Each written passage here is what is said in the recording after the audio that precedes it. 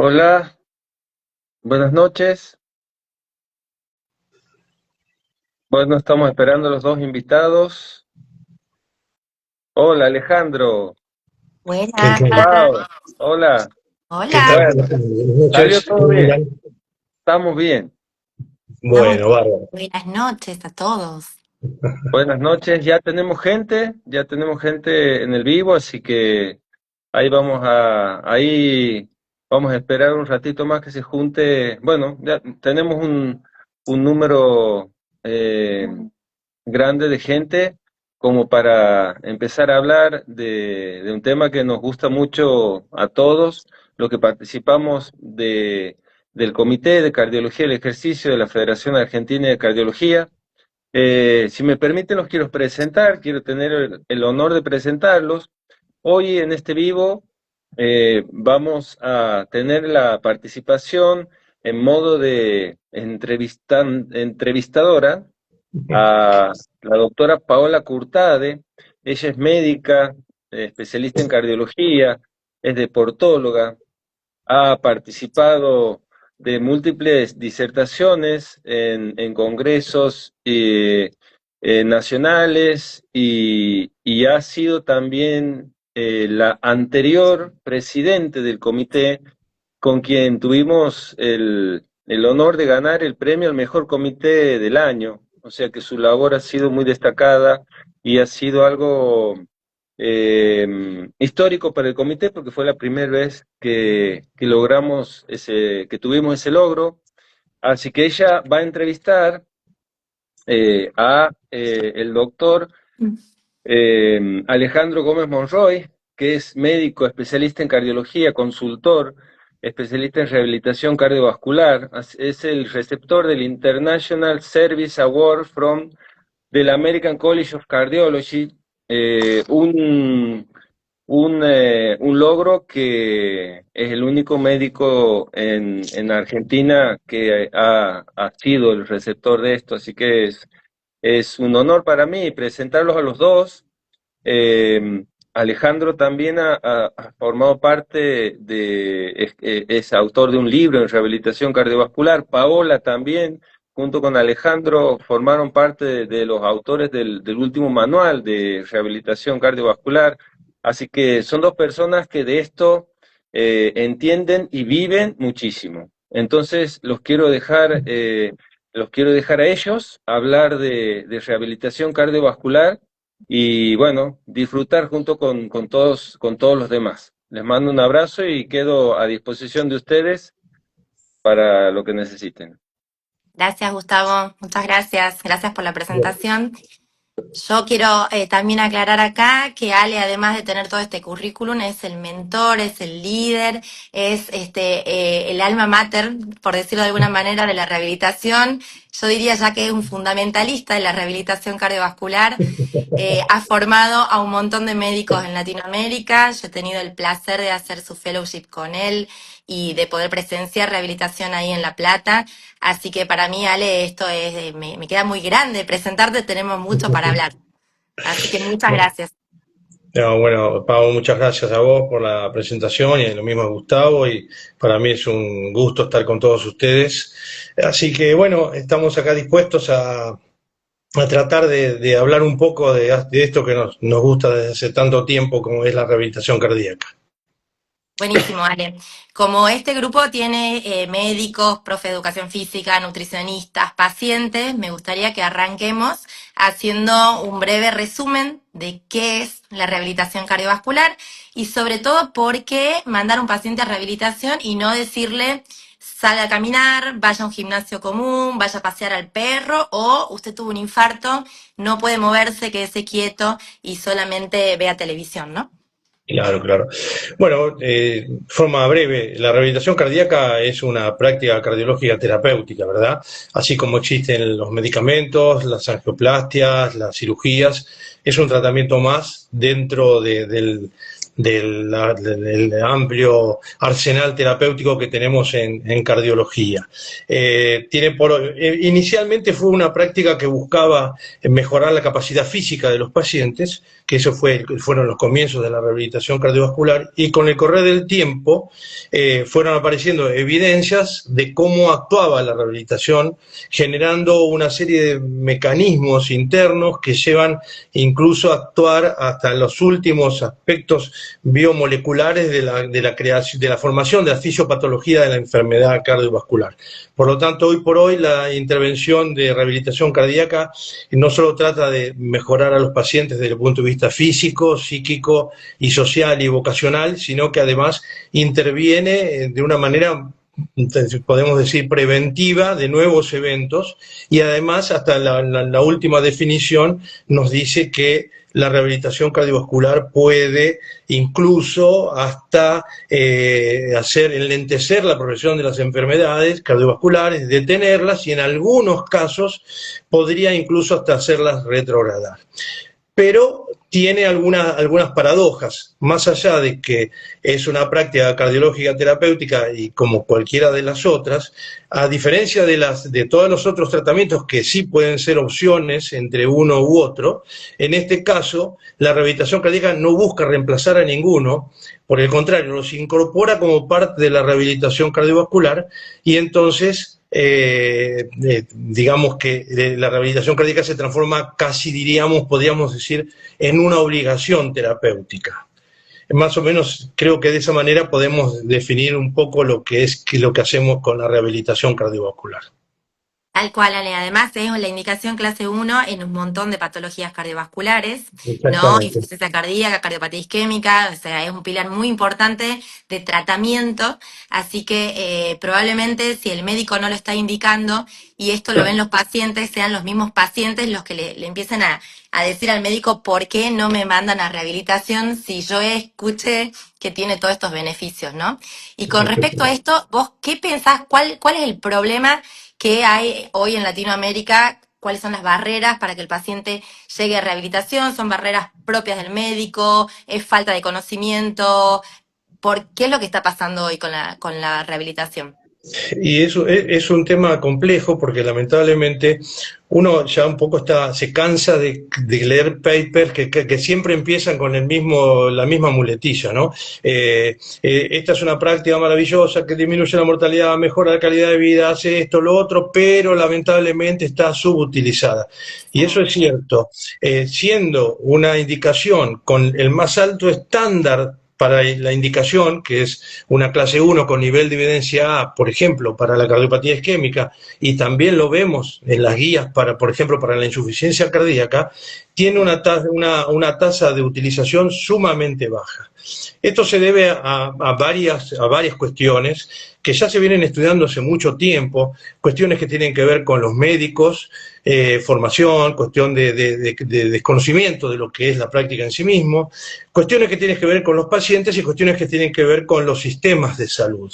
Ahora, todas las cuestiones que se enumeran en las guías, por ejemplo, los médicos que no conocen la práctica o no tienen tiempo de explicar lo que es la práctica, o confunden piensan que es lo mismo ir a caminar que hacer rehabilitación cardiovascular, y que la rehabilitación cardiovascular es algo muchísimo más completo. Si bien utiliza el ejercicio como herramienta terapéutica, también tenemos los planes educativos, los planes alimentarios, el abandono de hábitos tóxicos, los controles. Entonces, eso por un lado, la parte desde el punto de vista de lo que es la cuestión médica, ha mejorado un poco en los últimos tiempos. Ha habido una mayor, incluso hay algunos estudios que muestran que hay una tasa mayor de derivación. El problema de esos mismos estudios que demuestran que aumenta la tasa de derivación en función de una serie de premios y de técnicas que se utilizan sobre todo en Estados Unidos, las historias clínicas electrónicas que obligan a comentar el tema de la rehabilitación. Bueno, una serie de beneficios que se le dan, incluso puntajes a los médicos que derivan a sus pacientes a rehabilitación, pero el problema está que también la misma evidencia muestra que si bien aumentó la derivación, no aumentó la participación efectiva. Entonces, Yo estoy trabajando de hace tiempo y de esto voy a hablar, no quiero espolear la charla que voy a dar en Paraná, pero estoy trabajando sobre otra cosa que yo llamaría una obstrucción oculta que subyace en la problemática de la rehabilitación cardíaca y que tiene que ver con algo que Borges decía, que es la sombra de las palabras. Las palabras tienen cargas, tienen aspectos culturales, sociales, prejuicios, que hace que cambien el sentido. Y lamentablemente la palabra rehabilitación está asociada no tiene una buena asociación no tiene una buena prensa, no está asociada con algo proactivo. La gente lo asocia con debilidad, con vejez, con dependencia, y es todo lo contrario de lo que nosotros hacemos hoy en día en rehabilitación, que buscamos empoderar al paciente de una manera feliz, con una expectativa, pero tomando responsabilidades sobre su problema, haciéndose cargo para mejorar. Bueno, yo considero que más allá de todas las barreras que están escritas, que las vemos viendo, que pasan y que tardan mucho en modificarse, hay un prejuicio que complica el término, que no digo que la solución sea un cambio de nombre, pero a lo mejor es un primer paso para cambiar una historia que se repite, que con cualquier otra terapéutica que no se aplicara siendo clase 1 con nivel de evidencia A sería una mala praxis. Totalmente, sí, totalmente, Ale. Bueno, habría que empezar a plantear otros nombres más atractivos, más marketineros, si se quiere, porque la verdad que es muy interesante lo que comentás, de que aún habiendo más derivación, el paciente no llega, ¿no? No, Sabemos que en la unidad coronaria el paciente cuando se va de alta tiene que tener todas sus indicaciones farmacológicas y la derivación a rehabilitación cardiovascular exacto. como eje principal antes de salir de la unidad coronaria. Ahí el doctor Piquio nos dice no solo que no la utilizan, sino que hay muchos que la contraindican, aún los médicos todavía, ¿no? Y acá Virgilio Piccolo dice, ¿y qué nombre le pondría usted a la práctica, doctor? Mira, con esta declaración y este adelanto de lo que voy a hablar en Paraná, en el weekend, quiero más que nada generar inquietudes, no tengo una solución. Sí, recuerdo en Francia, en el Hospital Bruxelles, por ejemplo, había algunos carteles que decían readaptación cardíaca o reeducación cardíaca. Pero yo creo que un nombre más proactivo y que represente realmente lo que es hoy en día la rehabilitación cardiovascular, que sí es cierto, comenzó siendo, y eso fue lo que generó el prejuicio, comenzó siendo una práctica para recuperar la capacidad física de pacientes que estaban internados mucho tiempo. Ustedes piensen que en la década del 40, del 50, del 60, hasta diría hasta el 70, pongamos que a finales del 60 ya, de los años 60 empezó a cambiar un poco, pero las internaciones eran muy prolongadas. Eso generaba, además de tener la problemática cardiovascular, generaba un gran desacondicionamiento. Y ahí surge la rehabilitación cardíaca como una necesidad de recomponer ese deterioro que tenían los pacientes. ¿Cuánto sería por su infarto y cuánto sería por la cama, ¿no? Por la estancia en cama tan prolongada. Totalmente. Entonces, eso así comenzó la rehabilitación y ese estigma nos sigue hasta el día de hoy, cuando en realidad nosotros estamos interviniendo en consideraciones. Yo me he cansado de dar charlas hablando de hasta cómo puede intervenir la rehabilitación cardiovascular en su conjunto, y no digo el ejercicio, la rehabilitación cardiovascular, modificando la calidad de los cromosomas de las células de nuestro endotelio. Entonces, fíjate cómo ha cambiado con la evidencia científica, cómo ha ido cambiando el perfil de lo que es la rehabilitación cardiovascular. Totalmente. Entonces, A ver, 20 años atrás, un paciente con infarto, no sé si 20, 30, quizá, paciente infartado, que no tosa, que no haga fuerza para ir al baño. Entonces, quizá ha quedado por ahí ese concepto de que no se mueva, ¿no? Y hoy se tiene que estar moviendo en la misma coronaria. si tenía, Entonces, si tenía la cama, si tenía el dormitorio en un primer piso, sí, le hacían bajaba la bajar, cama. le ponían el dormitorio, la cama en el living, porque no sí, por un año no podía subir un piso por escalera, era prácticamente un muerto civil. Y hoy sí. por hoy, no, nosotros la rehabilitación cardíaca es otra cosa, ya no condice el nombre, mucho menos el prejuicio, con la realidad. Por eso yo lo llamo obstrucción oculta, o como Sí. decía Borges, la sombra de las palabras, que tienen peso. Las palabras tienen peso, lo que decimos y lo que dejamos de decir. Yo decía que vos eras un mentor y que eras un fundamentalista y acá ya encima poético ahora. Se nos han ido unas preguntas arriba, pero lo que estoy leyendo acá, que dice la falta de cobertura de las obras sociales. Hay toda una cuestión también administrativa, de justificación, ¿no? Hasta hay una cuestión de obras sociales. Contanos un poquito qué te pasa en el día a día, Ale. Mira, bueno, es complicado el tema. Yo afortunadamente he desarrollado mi carrera tanto en el ámbito hospitalario público como en el ámbito privado. Y en el ámbito privado lo he desarrollado en forma particular. Afortunadamente no vivo el calvario del tema de las obras sociales. Sin embargo, lo que yo le diría a los cardiólogos que quieren hacer rehabilitación cardiovascular o los que tienen la inquietud por esta disciplina, que más allá de que tiene más de 60 años de evolución, siempre estamos empezando. ¿Verdad? Entonces, que no bajen los brazos y que en realidad, al ser una práctica que no es muy costosa, no es muy costosa. Por lo tanto, en un estado de salud deteriorado, complicado, como está el sistema de salud, entonces tranquilamente se puede hacer, encontrarle la vuelta como para que sea rentable para todo el mundo, tanto para los que lo realizan como también como para los pacientes no ser un calvario tener que hacerlo. Es decir, yo creo que hay un montón de excusas para no Sí. hacer la rehabilitación cardiovascular cuando una persona que tiene un infarto, que tiene una insuficiencia cardíaca, con que deje de ir a cenar a un restaurante 2 veces por mes, Una sí, ya lo o cubre. Sí. una, Una hoy por hoy. claro, Depende si pide postre y vino.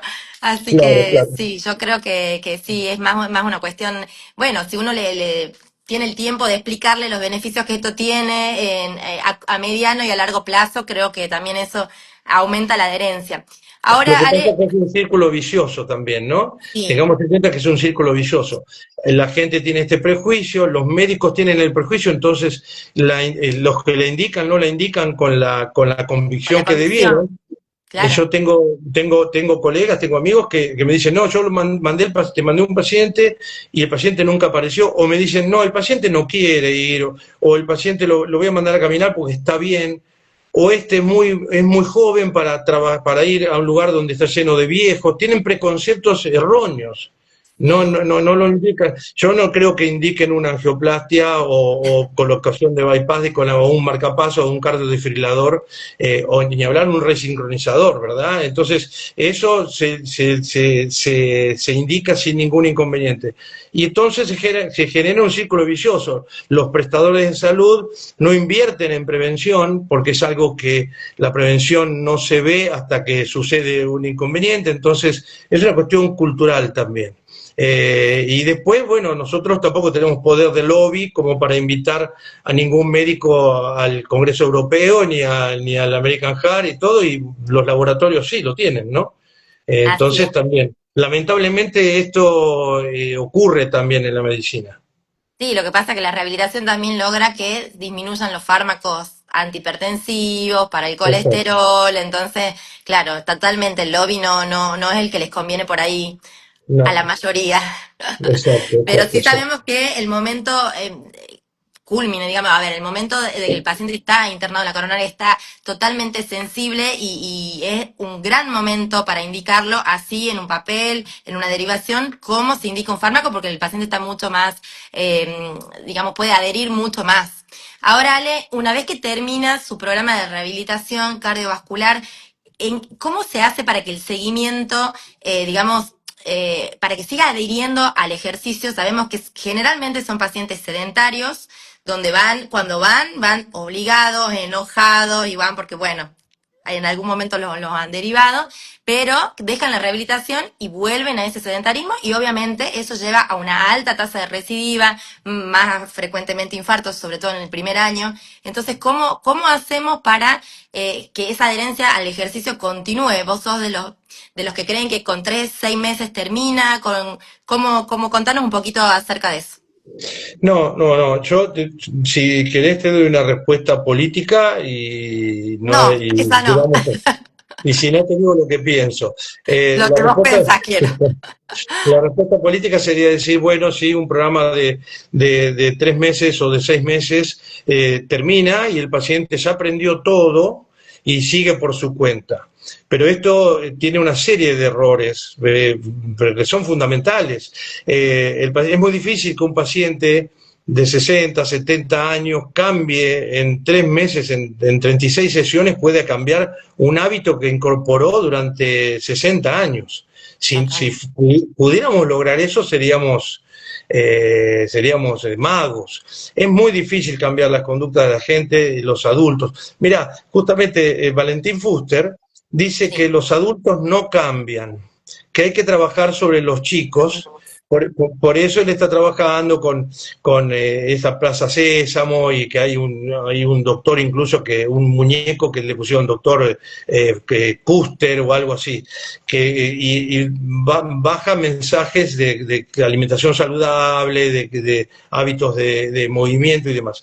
Yo no estoy tan de acuerdo con él, mirá que lo admiro, pero no estoy tan de acuerdo con él con que el adulto no cambia. Yo creo que el adulto puede cambiar, pero necesita gente con lo que hay que tener para hablar claro, explicar, hacerle entender y que el paciente termine tomando una decisión, que finalmente uno siempre va a respetar la decisión del paciente. Lo que uno no puede respetar como decisión del paciente, que tome una decisión equivocada por ignorancia. Si uno le explica todo y después el paciente se equivoca o hace las cosas mal, ya es una responsabilidad de él, es un adulto, pero uno tiene que darle todas las herramientas y explicar, mira, este es el camino que demostró que podés andar mejor, que vas a tener más chance de tener una vida plena y activa. Si después vos dejás o abandonás, ya es una responsabilidad tuya. Ahora, también volvemos a las guías, porque ahí existe la rehabilitación en fase 4, que es una rehabilitación que no tiene límite, es una rehabilitación de por vida. Entonces, lamentablemente, así como un paciente con insuficiencia renal tiene que dializarse 3 veces por semana porque tiene un problema muy serio, y si no lo hace se muere, en este caso, sin ser tan extremista, pero necesita tener ese estímulo y es muy difícil que por sí mismo lo haga. Yo sé que dentro de nuestro grupo incluso hay colegas, amigos que yo quiero mucho, que por ahí son más permisivos o dicen, bueno, no, que el paciente devuelva a su vida, bueno, tiene que volver a una vida mejor y es muy difícil cambiar. Nos cuesta a nosotros que nos gusta, que conocemos, que sabemos lo que pasa. Yo ayer corrí 12 kilómetros y hay veces que no salgo a trotar porque estoy complicado, tengo trabajo, y pasa una semana y cuando vuelvo a veces no puedo ni correr 10 cuadras. Imagínate una persona de 60, 70 años, que además tiene un infarto, que tiene un problema, que tiene un marcapaso, lo hace, partamos de la base de eso, lo va a hacer solo, es muy difícil. Es muy difícil. Años haciendo lo que venía haciendo, entonces por ahí tan claro. Ale, se me están pasando preguntas, pero acá Luciano Lopícolo, los saludamos a todos, Juan Manuel, Luciano. La parte social, la interacción social que genera el hecho de ingresar a un programa de rehabilitación, ¿no? Esto creo que es fundamental, el grupo que se genera, viendo en ese mismo momento pacientes más graves, pacientes más sanos, pacientes que han pasado por cuestiones bastante serias y que están ahí haciendo ejercicio. Así que contanos un poquito la parte social del programa de rehabilitación. Bueno, hoy justamente lo hablaba con un paciente, estaba hablando justamente de eso, hablando del tema de la inteligencia artificial y los dispositivos y todo eso, y decíamos que justamente era muy difícil que esa conexión se pudiera reemplazar con un aparato, con otra cuestión. Y sabemos que es una cuestión tecnológica.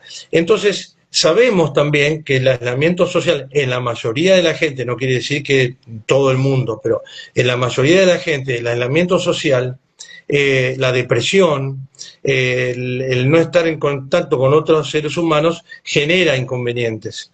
Es más, está considerado, está dentro de los elementos que activan esa rueda de inflamación sistémica, crónica, de bajo grado, que genera enfermedad cardiovascular, que genera diabetes, que genera hígado graso no alcohólico, que puede generar cáncer, incluso hasta Alzheimer.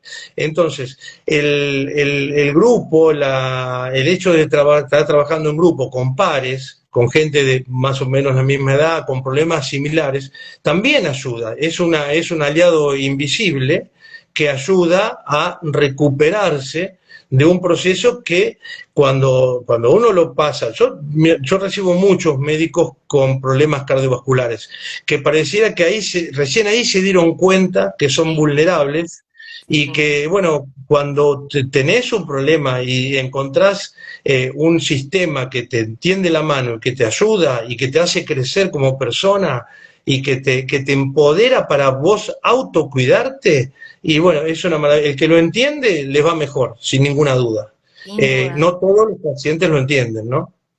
Totalmente, y con esto que nombrabas a Fuster, la verdad que eso tampoco estoy de acuerdo. Sí hemos visto pacientes que han pasado de un nivel de sedentarismo absoluto, tuvieron un evento cardiovascular, empezaron rehabilitación y la misma rehabilitación, el grupo, ser autoválidos, cosas que antes no podían hacer y ahora sí, desde alzar a los nietos, levantarse sin ayuda en el inodoro, o sea, un montón de cosas que van viendo, esos logros que le dan este empoderamiento. Entonces, con mayor adherencia, y el grupo creo que es fundamental, ¿no?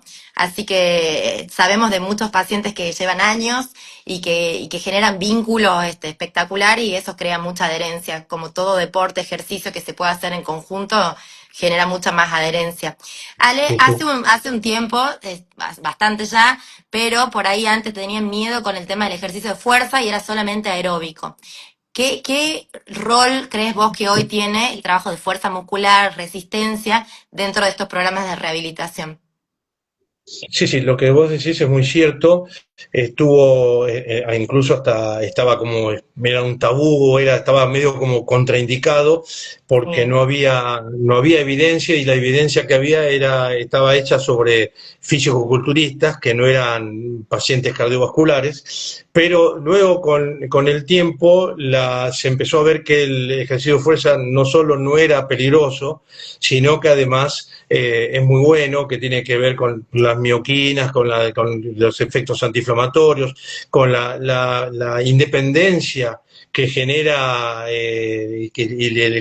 para combatir la debilidad, que es otro de los problemas que tienen generalmente estos pacientes, la sarcopenia.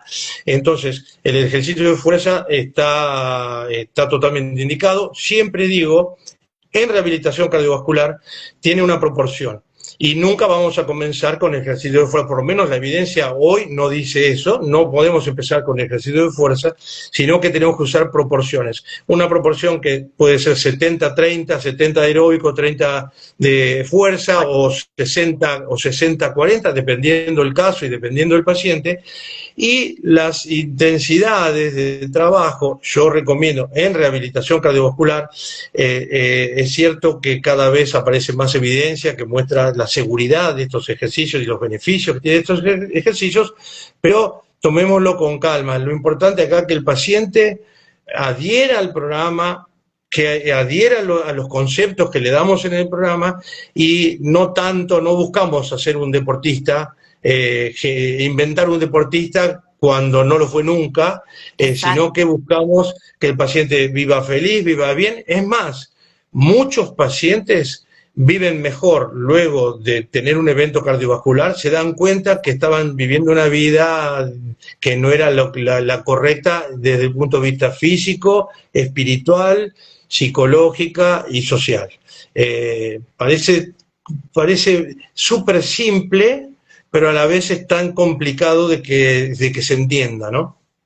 Sí, tal cual. Ahí Juan Manuel nos dice lograr que aprenda los nuevos hábitos, ¿no? Esto que decíamos, tantos años haciendo cualquier cosa, lo que lo lleva a una enfermedad cardiovascular, y ahora es reeducarlo en un montón de aspectos nutricionales, psicológicos, que pierda el miedo al ejercicio, que adhiera al programa, así que son muchos los factores. Pero acá vamos a entrar en una etapa controversial, porque esa es la mayoría de los pacientes, ¿no? Estos pacientes que han hecho digamos, mal las cosas durante muchos años, pero también llegan los pacientes deportistas que se han infartado, que han hecho un infarto, que le han puesto un stent, que los mandan a rehabilitación y sabemos que los deportistas manejan otros niveles de ansiedad, que quieren volver a lo que hacían antes, que eran maratonistas y quieren volver a la maratón y empiezan con, bueno, cuando vuelvo, cuando vuelvo. Entonces me parece que está bueno poder hablar y poner un poco de luz en eso, porque, bueno,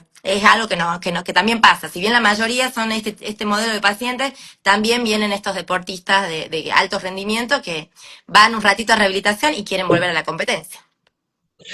Sí, sí, sí, sí, seguramente que es un tema controversial.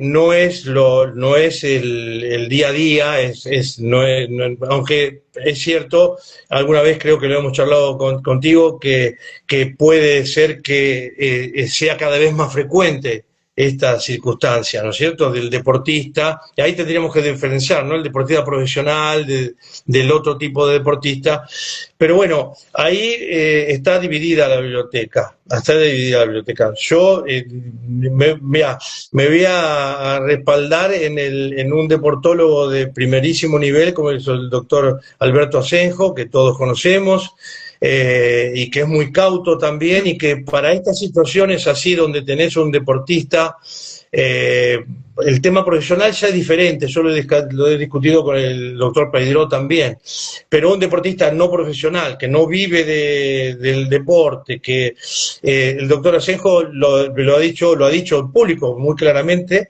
que hay muy buenos psiquiatras para tratar eso, ¿no? Porque entonces hay que considerar cada caso en particular. Hay patologías muy leves, patologías muy severas, entonces no se puede dar una línea única. Hay que verlo en particular y ahí considerar el riesgo del deporte que vaya a ser y el nivel de exigencia. Yo, por una cuestión tal vez de formativa y de edad, te diría que soy muy cauteloso en el sentido de que aquella persona que lamentablemente se enferma, porque digamos que no todo, hay muchos factores que enferman a las personas, no solamente los factores de riesgo, sino que hay factores de riesgo que son genéticos, que vienen en la carga familiar, y que por más que haga todo bien, el paciente igual hay una consideración que no podemos evaluar. Entonces, en esos casos, deportistas, que vos lo ves que están delgados, que tienen bien el colesterol, que, bueno, pueden enfermarse también del corazón. Entonces ahí habrá que evaluar, por eso te diría que no hay una respuesta única, hay que evaluarlo Individualmente. individualmente, y yo te diría que lamentablemente, yo soy de los que opinan que si tiene un evento cardiovascular, prima la vida y la salud del paciente por el deseo de hacer ese deporte. No, Competencia, sí. Sobre todo lo claro, competitivo, ¿no? Porque sabemos que ahí juegan otros roles, la adrenalina, la deshidratación, la nutrición. Entonces ahí hay otros complementos que uno no los puede manejar. Hay variables que no se pueden manejar en un estado de exacto. competencia. Exacto, exacto. Entonces ahí es una emoción que no podemos nosotros intervenir. ¿Y cómo sabemos cómo le pega a esa? Hay Exacto. pacientes que no son deportistas y te dicen que nunca en su vida se pusieron zapatillas. Yo tengo pacientes que me han preguntado qué zapatillas se compran, porque yo digo, ¿cómo una persona de 60, 70 años nunca se puso zapatillas en su vida? Me han preguntado, ¿qué zapatillas me compro? Bueno, entonces O no saben yo andar en digo, bicicleta. ¿Viste? Hay claro, una. Sí, sí, sí. Claro, entonces yo digo, bueno, me dicen ahora que empezaron a hacer rehabilitación, dicen, bueno, quiero correr una, no digo una maratón, pero quiero correr una carrera de 10 kilómetros. Le digo, ¿puedo correrla? Le digo, mira, seguramente podés correrla. Ahora, ¿te conviene correrla? Vos estás, cuando están por largar la maratón, que te empiezan a arengar, que faltan 5 minutos, que te estás parado y sentís taquicardia. Yo he corrido Exacto. varias carreras. Sí, Yo no, digo, vos imaginate cómo una persona que estuvo en la unidad coronaria, que estuvo acostado al lado de otra persona, que estaba charlando y a los 10 minutos de golpe ponen un biombo, él escucha ruido y cuando termina el ruido se va la persona que estaba al lado no está más. Y le dicen, ¿qué pasó con Carlitos? No, se lo llevaron a hacer a otra sala y se murió Carlitos. ¿Vos te pensás que no sabe el paciente? Digo, ¿cómo manejamos la mente de esa persona que estuvo en esa circunstancia y que ahora va a correr una carrera? Bueno, yo por lo menos lo veo de ese punto de vista. Por supuesto que tenemos amigos dentro del comité que te van a decir otra cosa y que incluso lo han presentado en congresos se han de armado gente lindas que... discusiones con relación a eso. Se han armado lindas discusiones, pero bueno, está bueno que tengamos todas las versiones, ¿no? Y De que todos modos, te digo una cosa, desde el punto de vista científico, si vamos al caso, por ejemplo, hablemos de la microbiota, algo que sí, no parecería que tuviera nada que ver con la rehabilitación cardíaca ni cada con vez el más, ¿no? ejercicio. Cada vez Claro, más. sin embargo, vos fijate, los otros días hubo un gran revuelo porque del CEMIC de España largaron el propinato de imidazol, Sí, que lo encontraron en el torrente circulatorio, que es aterogénico. aterogénico, Y, sí. claro, un gran revuelo porque si se unía al receptor específico genera aterosclerosis. Entonces el gran revuelo era, bueno, lo podemos usar como marcador de enfermedad coronaria precoz Sí, y además lo usamos si encontramos el bloqueo del receptor, listo, bajamos el bloqueas las... colesterol, bloqueamos esto y se acabó la aterosclerosis. Bueno, yo les digo que no esperemos, no se pongan, no se exciten tanto, no esperen un medicamento. Eso mismo, el ejercicio físico de moderada intensidad y un poquito más. Y la educación sanitaria que brinda la rehabilitación cardíaca, proponiendo una dieta adecuada, variada, lo que hace es genera una microbiota más saludable, con más variación de microorganismos, y además refuerza el epitelio intestinal, con lo cual disminuye la permeabilidad que permite el pasaje de estas sustancias. Por ende, no hay inflamación. Y entonces, simplemente con esto que ya está inventado, no hace falta esperar una pastillita para comprar. Sin embargo, lo vi en todos los canales de televisión como si hubiera Sí, sido el descubrimiento, hubiera ido a la luna. Y sí, no, sí, bueno, nosotros lo hacemos también, ¿no? sabemos que si viniese el ejercicio en un comprimido estaríamos todos tomándolo y listo, ¿no? Esa es una frase también de gente del comité que estamos esperando la solución mágica y adherir de una manera, bueno, eso nos pasa también en el consultorio con el tema de los suplementos y de que tomo esto, más esto, más esto, más esto, y sin embargo no tienen un buen descanso, no hacen un buen ejercicio, pero quieren que el suplemento venga a que se les vaya la fatiga, a que tengan mejor concentración y la solución real está en el ejercicio, pero bueno, la adherencia sabemos que complica. Y como antiinflamatorio, pero también quiero que hables de los telómeros. Quiero que hables de los telómeros, del envejecimiento celular, de otros de los hitos del ejercicio, que si ya no lo entendemos así, bueno, lo entendamos desde la parte de genética también. Sí, sí, bueno, se ha visto que no fue por los estudios de rehabilitación cardíaca ni por los estudios del ejercicio físico, evidentemente, sino que fue por estudios que tienen que ver con el tratamiento del cáncer, en que se comenzó a estudiar todos los mecanismos, todas esas enzimas que actúan sobre los extremos finales de los telómeros, que son en definitiva de los cromosomas, que son bases pares de ADN, que en la medida que las células se van replicando, se van acortando. Y ese es nos marca la verdadera edad biológica de las células de nuestro organismo. Pues bien, las células endoteliales del sistema cardiovascular, de las coronarias, de todas las arterias del organismo, si bien hay aterosclerosis cuando tenemos una mala alimentación o fumamos o somos sedentarios, si bien las noxas afectan todo el árbol arterial, no se produce, hay arterias que nunca tienen problemas de placas de ateromas. Y eso se ha visto que se dan principalmente en las curvaturas y en las bifurcaciones. Y eso tiene que ver con un trastorno de la velocidad del flujo. Cuando el flujo se hace turbulento, se hace muy lento, como ocurre en las coronarias, en las personas sedentarias, esa es la respuesta del endotelio en esas zonas, es un aumento de la tasa de replicación celular. Ese aumento de la tasa de replicación celular envejece precozmente a la célula. Entonces tenemos dos edades en el mismo organismo, unas células que son más jóvenes y otras que son más viejas. De hecho, bueno, uno ve por la calle gente muy grande que parece que tiene menos años y otros que son más jóvenes y están muy deteriorados. Bueno, es exactamente lo mismo, pero a nivel del endotelio. Bueno, se ha visto que cuando se replican muy rápidamente las células endoteliales, se acorta los telómeros, que son esos extremos de los cromosomas, y predisponen a sufrir enfermedades que son propias de la vejez. Entonces, el ejercicio físico y la alimentación saludable, por eso yo siempre hablo de rehabilitación y no hablo de ejercicio, las dos cosas en su conjunto hacen que se produzca una serie de sustancias que hacen que se pierdan menos bases pares en cada replicación y entonces las células se mantengan más jóvenes y entonces se retrase ese proceso de aterosclerosis o aparezca a edades más avanzadas de la vida, ¿no es cierto? Entonces, esa es la intervención que puede hacer el ejercicio físico sobre la salud celular. No podemos decir en términos científicos y profundos de que el ejercicio rejuvenece, pero sí podemos decir que enlentece el envejecimiento y juntamente con esto enlentece las enfermedades que son propias del envejecimiento, ¿no? Bueno, y esto la rehabilitación cardíaca de hecho lo hace aún ya teniendo problemas, ¿no? Porque de alguna manera, siendo antiinflamatorio, también estabiliza las placas que ya están formadas. Perfecto, perfecto. Más beneficios imposible, Ale.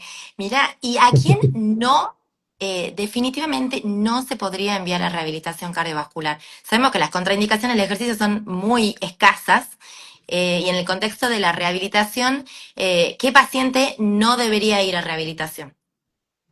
Bueno, obviamente el paciente que tiene una angina inestable, hasta que no esté estable, es decir, hay contraindicaciones que pueden ser, en un momento es una contraindicación y después se transforma Después, en una indicación.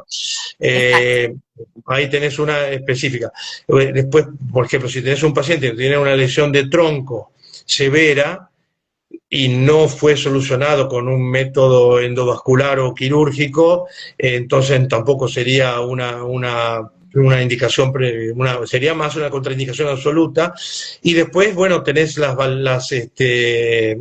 estenosis valvular aórtica severa, cerrada, no corregida, o una insuficiencia mitral severa que no ha sido corregida, tampoco, pues no aportaríamos nada desde el punto de vista de la rehabilitación, bueno, ni hablar los bloqueos que requieren marcapasos, es decir, pero son muy pocas las contraindicaciones, incluso yo diría que son contraindicaciones en un continuo, que una vez que se interviene ya pasa a ser una indicación. Una indicación, sí, totalmente. Y también hay que tener en cuenta que existe la rehabilitación cardiovascular en prevención primaria, no es solamente el paciente enfermo, ¿no? Enfermo en relación a que ya tuvo un evento cardiovascular, sino que también cobra gran interés, por ejemplo, me pasa en los pacientes con obesidad, que por supuesto es dificilísimo generar adherencia en los pacientes obesos, es dificilísimo decirle que vayan a un gimnasio y es peligroso incluso en muchas ocasiones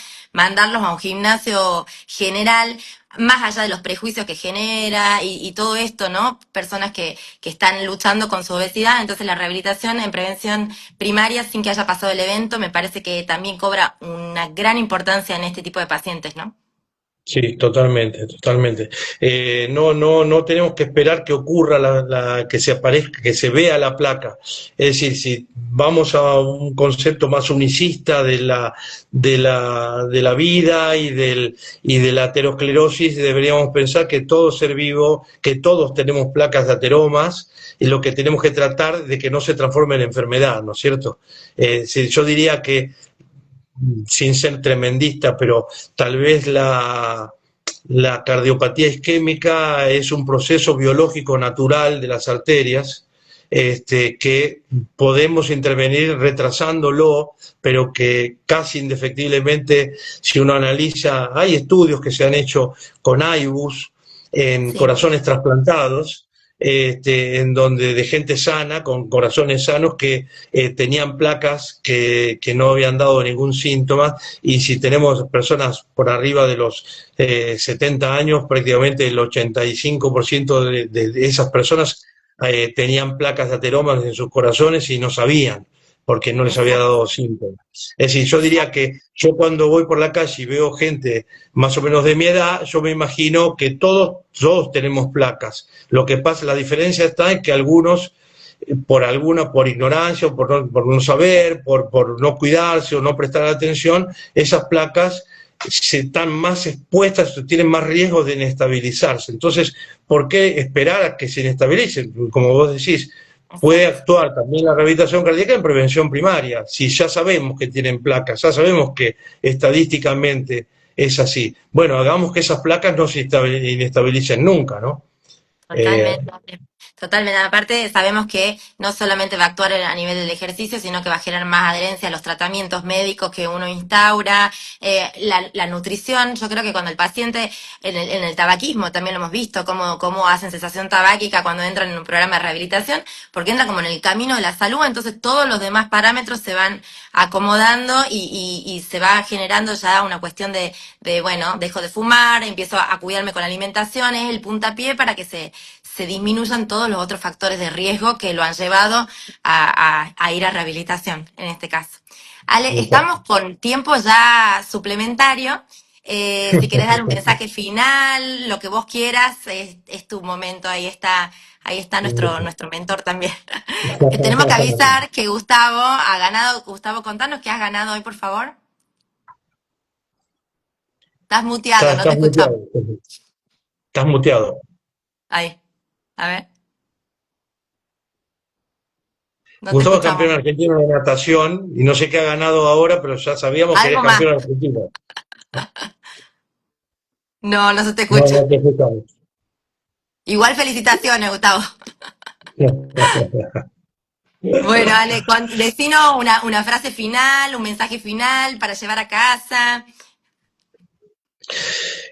Bueno, yo diría que la rehabilitación cardiovascular ya no necesita defender o mostrar que sirve, solamente hace falta cambiar ese prejuicio, tanto de los médicos y también de la gente, de los pacientes, y que se den cuenta que no es algo, no es algo tan complicado de entender, y que los resultados son asombrosos. Vos los has visto, Paola, en el instituto, gente de hace muchos años haciendo fase 4 de rehabilitación cardíaca, con 20, 25 años y de rehabilitación cardíaca, y con una vida plena, activa, viajando, como si no tuviera, y no habiendo tenido una sola internación ni en una guardia por haber tenido alguna complicidad, y si apareció alguna complicación, lo tomamos a tiempo y seguimos viaje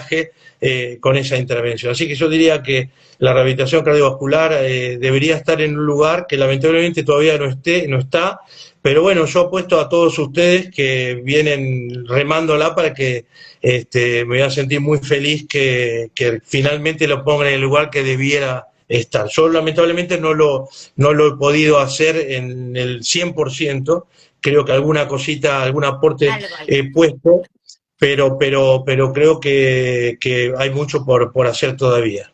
Así que vamos para adelante y no aflojar. Excelente, Ale, muchas gracias por tus mensajes, la verdad que muy claro, como siempre.